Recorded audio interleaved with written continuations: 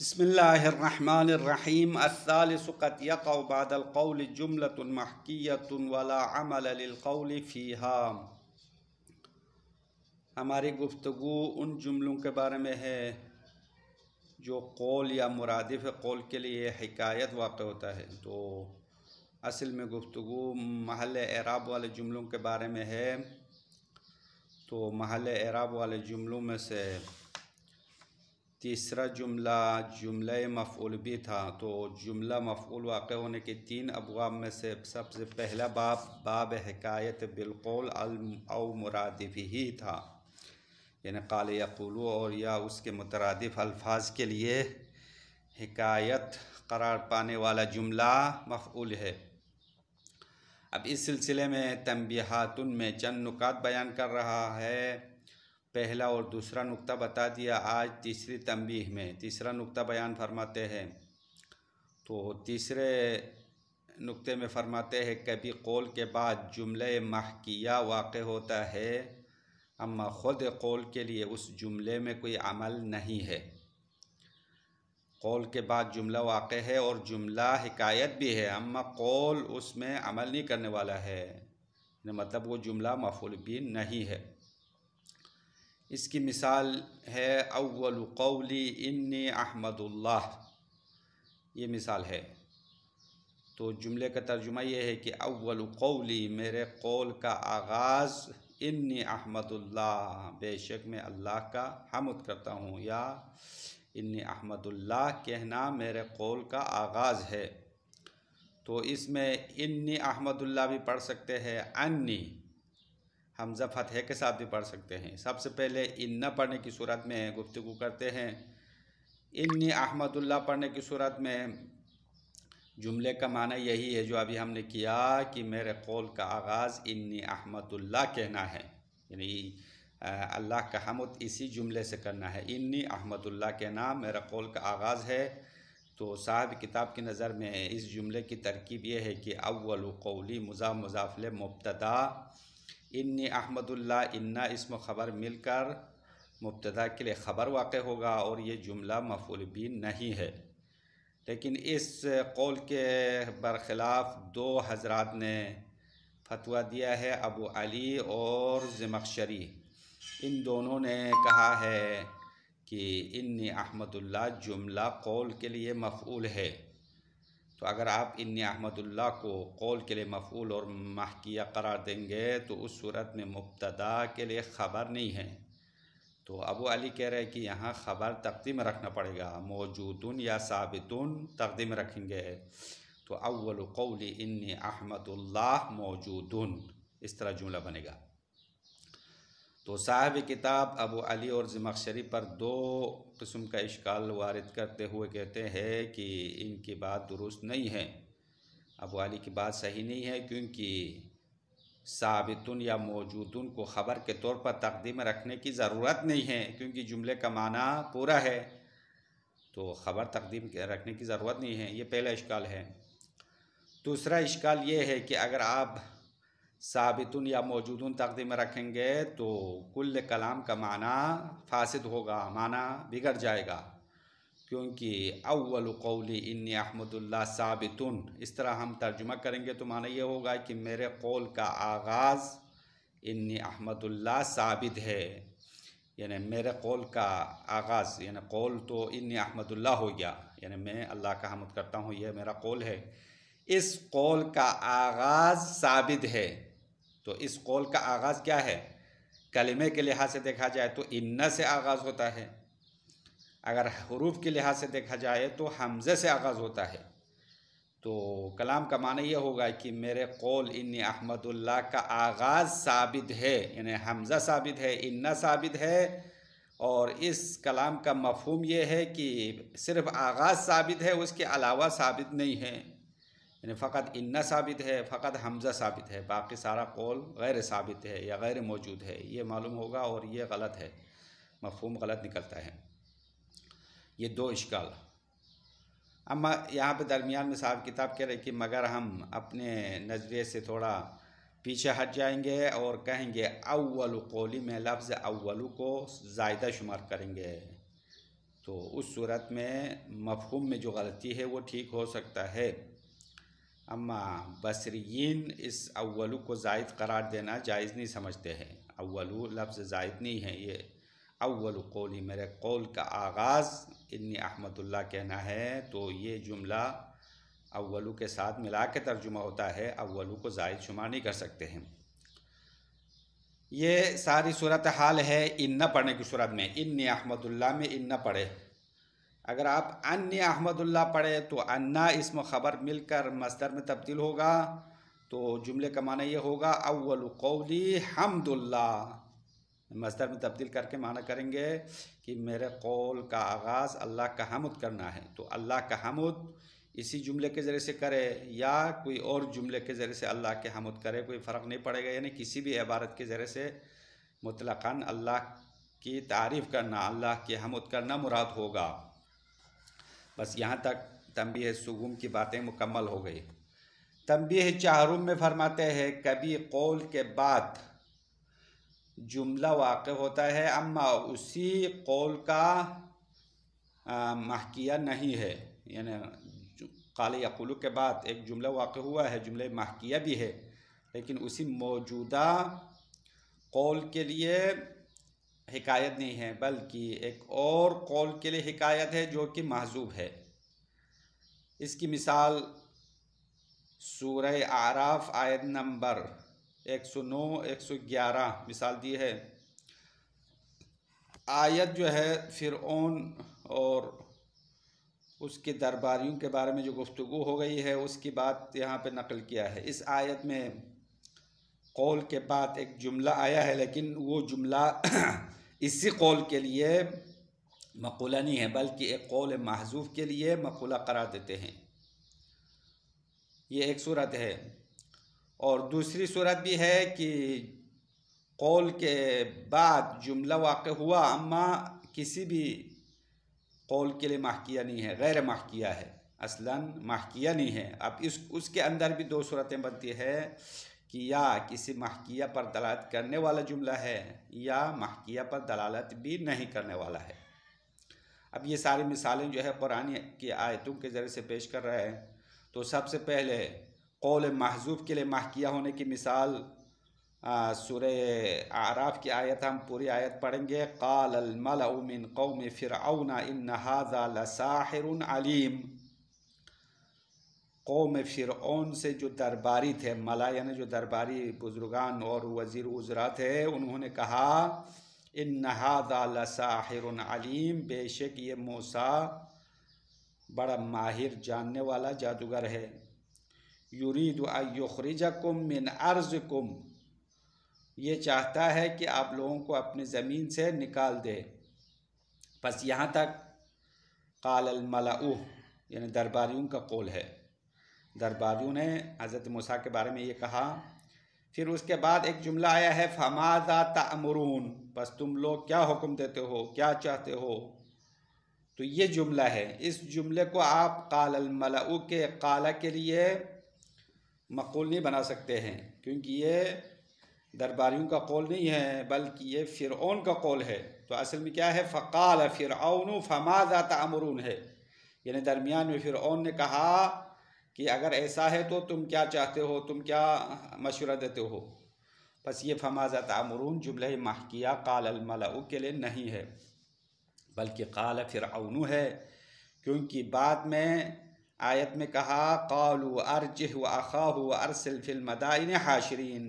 یہ جملہ دوبارہ درباریوں کی طرف سے جواب آیا کہ قالوا، ان درباریوں نے کہا ارجه واخاه، اس کو اور اس کے بھائی کو مہلت دو، وارسل فی المدائن حاشرین، اور ان کو شہروں میں بھیج دو. حاشرین جمع کرتے ہوئے یعنی جادوگروں کو جمع کرنے کے لیے شہروں میں پیغام رسان بھیج دو.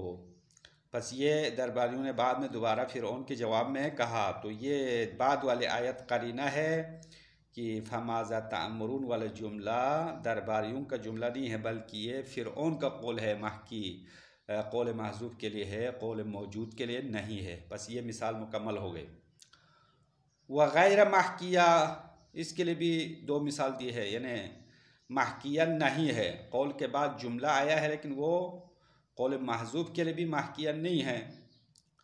اس کی دو صورتیں ہو گئی تھی، ایک دالۃ علی المحکیہ، ایک محکیہ محذوف پر دلالت کرنے والا ہے. اس کی مثال سادہ مثال قرآن کی آیت نہیں ہے. مثال یہ ہے قال زید لعمر فی حاتم، زید نے عمر سے کہا حاتم کے بارے میں اتظن حاتما بخیلا، کیا تم حاتم کو بخیل گمان کرتے ہو. تو یہاں قال زید، زید نے عمر سے جو جملہ کہا ہے وہ اتظن حاتما والا جملہ نہیں ہے، بلکہ زید نے عمر سے کہا تھا حاتم بخیل، حاتم کنجوس ہے. تو اس بات کو رد کرنے کے لیے کہا اتظن حاتما بخیلا، کیا تم نے حاتم کو کنجوس شمار کیا. تو یہ اتظن حاتما بخیلا جملہ غیر محکیہ ہے، اما محکیہ محذوف کے لیے قرینہ ہے یا اس پر دلالت کرنے والا ہے. وغیر دالۃ علیہ، اور دوسری صورت یہ ہے کہ قول کے بعد جملہ واقع ہوتا ہے وہ محکیہ بھی نہیں ہے اور کسی محکیہ محذوف پر دلالت بھی نہیں کرتا ہے، بلکہ وہ جملہ مستأنفہ ہے. جیسے کہ سورہ یونس کی آیت ہے وَلَا يَحْزُنْكَ قَوْلُهُمْ إِنَّ الْعِزَّةَ لِلَّهِ جَمِيعًا. اللہ پیغمبر سے فرما رہا ہے کہ ان کا قول آپ کو غمگین نہ کرے. ان العزت للہ جميعا، بے شک تمام عزت اللہ کے لیے ہے. بس یہاں پہ ان العزت للہ جميعا یہ جملہ قولہم کا مقول نہیں ہے، کیونکہ یہ مشرکین اور کفار کا قول تو یہ نہیں تھا ان العزت للہ جميعا، بلکہ انہوں نے تو پیغمبر کو برا بلا کہا. تو ان کا برا بلا کہنا، جادوگر کہنا، مجنون کہنا آپ کو غمگین نہ کرے. ان العزت للہ جميعا یہ الگ جملہ ہے، جملہ مستأنفہ ہے، اور اس کے بارے میں پہلے جملہ مستأنفہ کی بحث میں گفتگو گزر گئی ہے. اسی طرح سورہ یاسین کی بھی ایک آیت ہے فلا يحزنك قولهم، فلا يحزنك قولهم، یہ جملہ ایک جیسے جملہ ہے. اس کے بعد آیت میں ایک اور آیا ہے کہ اللہ جو ہے ان کے راز اور ظاہر و باطن دونوں سے آگاہ ہے. سورہ یاسین کے جملے کا ترجمہ یہ ہے، اصل آیت جو ہے میرے ذہن سے نکل گیا، ابھی دیکھ لیں گے. فلا يحزنك قولهم انا نعلم ما يسرون وما يعلنون، یہ سورہ یاسین کی آیت ہے، تو وہ بھی جملے مستأنفہ ہے. اور یہ سورہ یونس کی آیت ہے ولا يحزنك قولهم ان العزة لله جميعا. بس یہاں تک تنبیہ چاروں بھی مکمل ہو گئے. آخری تنبیہ بھی پڑھیں گے. کہتے ہیں کہ پانچویں تنبیہ یا پانچواں نقطہ جملہ محکیہ کے بارے میں یہ ہے کہ کبھی کبھار جملہ محکیہ کے ساتھ ایک ایسا جملہ ملایا جاتا ہے جو محکیہ نہیں ہے، اور اس ملے ہوئے جملے کو علم حدیث بیان کرنے والے مدرج کہتے ہیں. جملہ مدرج، درج کلام میں واقع ہونے والا، مدرج وہی درج میں واقع ہونے، درج کے معنی وسط کلام میں واقع ہونے والے جملہ کہا جاتا ہے. اور اس کی مثال بھی قرآن کی آیت ہے، سورہ النمل آیت نمبر 34 ہے. بلقیس اور حضرت سلیمان کی کہانی سے مربوط ہے. قالت ان الملوک اذا دخلوا قریۃ افسدوها وجعلوا اعزۃ اہلها اذلہ وکذلک یفعلون. قالت یعنی بلقیس نے کہا ان الملوک اذا دخلوا، جب بادشاہ کسی قریے میں داخل ہوتے ہیں تو افسدوها، اس کو خراب کرتے ہیں، وجعلوا اعزۃ اہلها اذلہ، اور اہل قریہ کی عزت کو ذلت میں تبدیل کرتے ہیں، ذلیل بناتے ہیں. وَكَذَلِكَ يَفْعَلُونَ یہ جملہ ہے، اسی طرح کرتے ہیں. تو بلقیس کا قول یہاں تک مکمل ہے. ان الملوک اذا دخلوا قریۃ وجعلوا اعزۃ اہلها اذلہ، یہاں تک قالت قول بلقیس کی حکایت یہاں تک مکمل ہے. اس کے بعد وَكَذَلِكَ يَفْعَلُونَ یہ جملہ غیر محکیہ ہے، اور یہ حکایت والا نہیں ہے. وَكَذَلِكَ يَفْعَلُونَ یہ الگ جملہ ہے، جملہ مستأنفہ ہے، اور اس کے لیے یہاں قول محذوف رکھنے کی بھی ضرورت نہیں ہے. بس یہاں تک 5 تنبیہ مکمل ہو گئے ہیں. اس کے بعد الباب الثانی یہ الگ گفتگو ہے، اس کو اگلے درس میں انشاءاللہ ہم پڑھیں گے. پہلے اس کا ترجمہ مکمل کریں گے. الثالث قد يقع بعد القول جملة محکیۃ، تنبیہ سگم ہے جملہ محکیہ کے بارے میں، فرماتے ہیں قد یقع بعد القول جملۃ محکیۃ، کبھی قول کے بعد جملہ محکیہ واقع ہوتا ہے، ولا عمل للقول فیہا، اور خود قول کے لیے اس جملے میں کوئی عمل نہیں ہے، یعنی جملہ مفعول نہیں ہے۔ وذالک، اور اس کی مثال نحو اول قولی انی احمد اللہ، اول قولی انی احمد اللہ والی مثال ہے۔ اذا کسرت انہ، اگر آپ نے انہ کو کسرہ دیا، انی احمد اللہ پڑھا، تو جملے کا معنی ہے لأن المعنی اول قولی ھذا اللفظ، میرے قول کا آغاز یہی لفظ ہے، یعنی انی احمد اللہ کہنا میرے قول کا آغاز ہے، میرے قول کی ابتدا ہے۔ فالجملۃ خبر لا مفعول، پس ترکیب میں اول قولی مضاف مضاف الیہ مبتدا ہے، انی احمد اللہ یہ ان اسم خبر جملہ مبتدا کے لیے خبر ہے، لا مفعول مفعول نہیں ہے۔ اب یہ صاحب کتاب کا نظریہ، اس کے بعد اس کے خلاف ابو علی اور زمخشری نے فتویٰ دیا خلافاً لابی علی، یہ بات ابو علی کو پسند نہیں ہے، ابو علی کے خلاف ہے۔ ابو علی نے کہا، یہ اس نے گمان کیا کہ انی احمد اللہ جملہ قول کے لیے مفعول ہے اور مبتدا کے لیے خبر تقدیر میں ہے، یہ ابو علی اور زمخشری کا نظریہ ہے۔ زعم انہا فی موضع نصب بالقول، یعنی ابو علی نے گمان کیا ہے کہ یہ جملہ قول کے ذریعے سے محل نصب میں ہے، یعنی جملہ محکیہ ہے اور مفعول ہے۔ فبقی المبتدأ بلا خبر، پس اگر جملے کو آپ مفعول بناتے ہیں تو مبتدا خبر کے بغیر رہ جائے گا۔ فقدر موجودون او ثابتون، یا فقدر موجودون او ثابتون، پس اس صورت میں موجودون یا ثابتون کو تقدیم میں رکھا جائے گا، یہ ابو علی کا نظریہ ہے، پس خبر موجودون ہے یا ثابتون ہے۔ وَهَذَا الْمُقَدَّرُ يُسْتَغْنَى عَنْهُ، اب یہاں سے صاحب کتاب نے ابو علی پر اشکال کیا، دو اشکال لاگو کیا۔ وَهَذَا الْمُقَدَّرُ يُسْتَغْنَى عَنْهُ، پہلا اشکال یہ ہے کہ جو چیز ابو علی نے تقدیم رکھا ہے، جو چیز تقدیم میں رکھی گئی ہے اس سے بے نیاز ہے، یعنی موجودون یا ثابتون تقدیم رکھنے کی ضرورت نہیں ہے۔ موجودون ثابتون کو تقدیم میں رکھے بغیر بھی کلام کا معنی پورا ہوتا ہے، تو خبر تقدیم میں رکھنا فضول ہوگا، یہ پہلا اشکال ہے۔ بل ہوا مفسد للمعنی، ہاں یہ دوسرا اشکال ہے، بلکہ یہ مقدر معنی کو خراب کرنے والا ہے، جو چیز آپ نے تقدیم میں رکھی ہے وہ جملے کا معنی خراب کرنے والا ہی ہے۔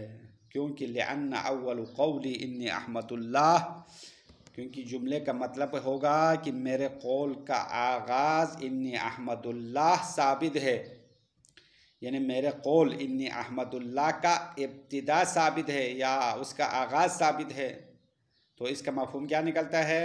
آغاز کے علاوہ باقی جملے ثابت نہیں ہے، تو یہ تو صحیح نہیں ہے، مطلب تو یہ نہیں ہے کہ میرے قول کا آغاز حمزہ ثابت ہے یا انہ ثابت ہے، باقی سارا قول غیر ثابت ہے، اس طرح کہنا تو مقصد نہیں ہے۔ لأن سے مفسد للمعنی کی وضاحت کر رہے ہیں کہ معنی کیوں خراب کرنے والا ہے، معنی اس لیے خراب کرنے والا ہے لأن اول قول انی احمد اللہ باعتبار الکلمات انہ، کیونکہ اول قول انی احمد اللہ کے اول اور آغاز کلمات کے اعتبار سے انہ ہے، وہ بھی اعتبار الحروف الحمزہ، اور حروف کے لحاظ سے دیکھا جائے تو حمزہ قول کا آغاز ہے، انی احمد اللہ میں شروع میں حمزہ ہے۔ فیفید الکلام علی تقدیرہ الاخبار بان ذلک الاول ثابتون، پس کلام فائدہ دے گا علی تقدیرہ الاخبار، خبر دینے کے فرض پر، بان ذلک الاول ثابتون، کہ وہ کلام کا آغاز ثابت ہے، ویقتضی بمفہومہ ان بقیۃ الکلام غیر ثابتین، اور اس کلام کا مفہوم تقاضا کرے گا کہ کلام کا باقی حصہ ثابت نہیں ہے، یعنی میرے کلام کا آغاز ثابت ہے، آغاز کے علاوہ باقی جملے ثابت ہی نہیں ہیں، اصلاً موجود ہی نہیں ہیں، اس طرح معنی نکلے گا اور یہ غلط ہے۔ اللہم، اللہم جہاں پہ استعمال ہوتا ہے کہ اللہ سے مدد مانگتے ہیں کہ ہم اپنے رائے سے تھوڑا پیچھے ہٹ جاتے ہیں، ابو علی کی بات کو کچھ حد تک مانتے ہیں، کہ الا ان یقدر الاول زائدا، ان یقدر اول زائدا، مگر ان کے ابو علی کی بات اس وقت صحیح کر سکتے ہیں جب لفظ اولو کو زائد شمار کرے، زائد فرض کرے، تو اس صورت میں کلام کا جو معنی میں غلطی ہے وہ زائل ہو جائے گا۔ لیکن بصرین اس کو زائد نہیں مانتے ہیں، والبصریون لا یجیزونہ، اور بصرہ والے اولو کو زائد قرار دینے کی اجازت نہیں دیتے ہیں، تو لفظ اولو زائد نہیں ہے۔ وَتَبِعَ الزَّمَخْشَرِي أَبَا عَلِي فِي التَّقْدِيرِ الْمَذْكُورِ، اور زمخشری نے ابو علی کے ساتھ ابو علی کی پیروی کی ہے، فی التقدیر المذکور، مذکورہ تقدیر میں، یعنی مذکورہ خبر مقدر رکھنے کے نظریے میں زمخشری نے ابو علی کی پیروی کی ہے۔ مطلب یہ نظریہ صرف ابو علی کا نہیں ہے بلکہ زمخشری کا بھی نظریہ ہے۔ والصواب خلاف قولہما، صاحب کتاب کہہ رہے کہ حق یہ ہے کہ ان دونوں کا نظریہ کے برخلاف ہے، یعنی ابو علی اور زمخشری دونوں کا نظریہ غلط ہے، بلکہ حق ان دونوں کے قول کے برخلاف ہے۔ تو صاحب کتاب نے جو اپنے نظریہ پیش کیا ہے وہ صحیح ہے، کیونکہ انی احمد اللہ جملہ قول کے لیے مقول ہے معنی کے لحاظ سے، لیکن ترکیب میں قول اول قولی مبتدا کے لیے خبر ہے، جملہ محکیہ واقع ہوا ہے، اما قول اس میں عمل نہیں کر رہا ہے، یعنی جملے کو مفعول قرار نہیں دیں گے بلکہ مبتدا کے لیے خبر قرار دیں گے۔ یہ ہے صاحب کتاب کا نظریہ اور یہ صحیح قول ہے۔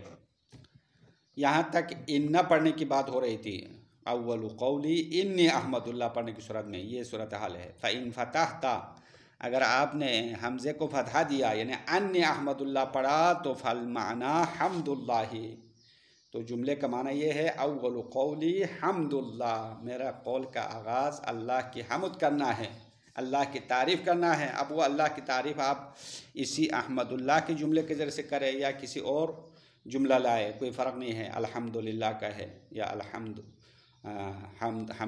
اللہ کا ہے، یعنی جملے فعلیہ لائے، اسمیہ لائے، کوئی بھی عبارت لائے، مقصد یہ ہے کہ اللہ کی تعریف کرنا ہے۔ یعنی بِأَيِّ عبارت کانا، حمد اللہ کا معنی یہ ہے کہ کسی بھی عبارت کے ذریعے سے کیوں نہ ہو اللہ کی حمد کرنا میرے قول کا آغاز ہے، اس طرح جملہ بنے گا۔ اور یہاں پہ بھی مبتدا خبر ہے، اول قولی مضاف الیہ مبتدا حمد اللہ، انی احمد اللہ، انا اسم خبر تاول مصدر بن کر حمد اللہ بن جائے گا اور یہ خبر ہے مبتدا کے لیے۔ یہاں تک بات مکمل ہو گئی۔ تنبیہ سوم الرابع، تنبیہ چہارم، چوتھی تنبیہ کی بات ہو رہی ہے۔ قد تقع الجملة بعد القول غیر محکیۃ بہ، کبھی قول کے بعد جملہ واقع ہوتا ہے اما اسی قول کے لیے محکیہ نہیں ہے، جو مذکورہ قول ہے اس کے لیے محکیہ نہیں ہے۔ وہی نوعان، یہ اس کے اپنے دو صورتیں ہیں، ایک محکیۃ بقول آخر محذوف، یعنی وہ بعد والا جملہ موجودہ قول کے لیے محکی نہیں ہے بلکہ ایک اور قول کے لیے محکیہ ہے جو کہ محذوف ہے، یہ ایک صورت ہے۔ دوسری صورت وغیر محکیۃ، جو چند سطر کے بعد آ رہا ہے، یعنی اصلاً وہ قول محذوف کے لیے بھی محکیہ نہیں ہے۔ اب سب سے پہلے قول محذوف کے لیے محکیہ ہونے کی مثال دیتے ہیں، کقولہ تعالی، جس طرح اللہ کا قول ہے، قرآن کی آیت ہے، فماذا تأمرون بعد قال الملأ من قوم فرعون ان هذا لساحر علیم۔ فماذا تأمرون والا جملہ ہے، یہ جملہ قال الملأ میں جو قال ہے اس کے لیے محکیہ نہیں ہے، اور یہ فماذا تأمرون بعد یعنی اس قول کے بعد آیا ہے۔ قال الملأ من قوم فرعون، فرعون کی قوم سے جو بڑے بزرگان تھے، درباری تھے، انہوں نے کہا ان ھذا لساحر علیم، بے شک یہ موسیٰ بڑا جادوگر ہے، جاننے والا ماہر جادوگر ہے۔ یرید ان یخرجکم من ارضکم، یہ چاہتا ہے کہ آپ لوگوں کو آپ کی سرزمین سے نکال دے۔ یہاں تک درباریوں کا قول ختم ہو گیا۔ اس کے بعد فماذا تأمرون، یہ فرعون کا قول ہے، فرعون نے کہا، فقال فرعون، فرعون نے کہا، فماذا تأمرون، بس تم لوگ کیا چاہتے ہو، کیا کرنا چاہتے ہو، کیا مشورہ دیتے ہو؟ تو فرعون نے ان سے پوچھا تو انہوں نے دوبارہ جواب دیا، قالوا ارجہ واخاہ، درباریوں نے دوبارہ پلٹ کے کہا کہ اس کو اور اس کے بھائی کو مہلت دے دو۔ لأن قولهم تم، اب یہاں سے وجہ بتا رہے فماذا تعمرون قال الملأ میں قال کے لیے محکیہ کیوں نہیں ہے؟ کیونکہ لأن قولهم تم عند قوله من ارضکم، کیونکہ درباریوں کا قول من ارضکم سے مکمل ہوتا ہے، من ارضکم تک درباریوں کا پہلا جملہ مکمل ہو گیا۔ ثم التقدیر، پھر اس کے بعد تقدیم رکھتے ہیں فقال فرعون فماذا تأمرون، پس فرعون نے کہا تم لوگ کیا مشورہ دیتے ہو، کیا حکم دیتے ہو؟ بدلیل قالوا ارجہ واخاہ، اب یہ فماذا تأمرون قال فرعون کے لیے مقولہ ہونے کی دلیل اور قرینہ کیا ہے؟ بعد والا جملہ ہے، بعد والی آیت ہے کہ قالوا، دوبارہ درباریوں نے کہا ارجہ واخاہ، انہوں نے بطور مشورہ فرعون سے کہا کہ اس کے اور اس کے بھائی کو مہلت دے دو اور شہروں میں جادوگروں کو جمع کرنے کے لیے پیغام رسان بھیج دو۔ یہ درباریوں کا مشورہ تھا جو بعد میں فرعون کے لیے دیا گیا۔ تو یہ بعد والا قالو قرینہ بنتا ہے کہ فماذا تأمرون درباریوں کا قول نہیں ہے بلکہ یہ فرعون کا قول ہے۔ یہ ایک صورت ہو گئی، بس قول کے بعد جملہ محکیہ واقع ہو گیا ہے، اما وہ قول محذوف کے لیے محکیہ ہے، قول موجود کے لیے نہیں ہے۔ اور دوسری صورت کیا ہے؟ وغیر محکیۃ، یعنی قول کے بعد جملہ محکیہ،